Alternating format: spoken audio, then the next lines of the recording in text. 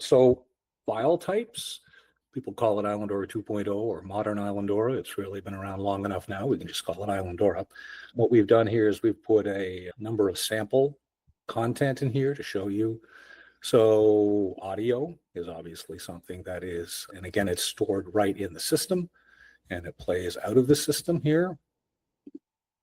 I also want to show you video. There's videos. And what I wanted to point out here is that you can have embedded video. So as long as it has embed protocol, here's an example of a video. And you can also have your video stored right in Islandora. So this is there's no sound because goes back to the 1800s. It's one of the first things that was ever shown publicly, which is why we can show it here because it is absolutely open. Archives and documents. So there's paged content, which uses the Mirador viewer.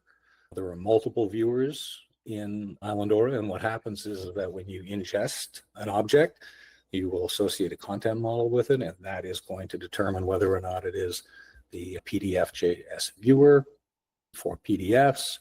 OpenSeaDragon is the viewer that is used for images and can also be used for page content. And you've got Mirador, which can also be used for, as you can see here, you just scroll through. And if you want to get as your IIIF manifest as well. We can talk more about that at the end if you have questions about this. Images, we talked about, you just have your traditional images here, which again uses OpenSeaDragon, which is a really detailed view and pan. There's also 3D objects. So out of the box, you're able to, and this is right in the system. This isn't something that is, you just access remotely. You can actually put your 3D objects right in your Islandora database, and it works pretty neat.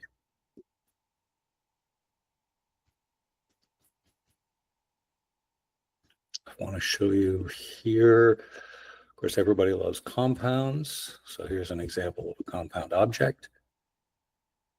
So this happens to be a transcript.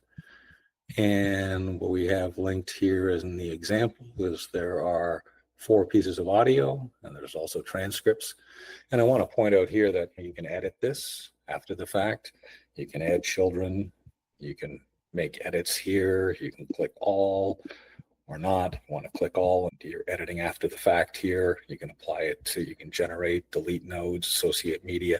The point I'm making here is that once you've got you can batch upload more children, add children, you can reorder the children here.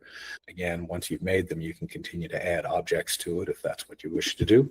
And the other point I want to make is that you're not tied here. So in Islandora, you can share that object with many other collections if you wish, and it'll appear in both. So images in the institutional repository, you've got the ability for faculty research, ETDs, conferences, government documents. And again, the viewers can be modified to show whatever it is you want.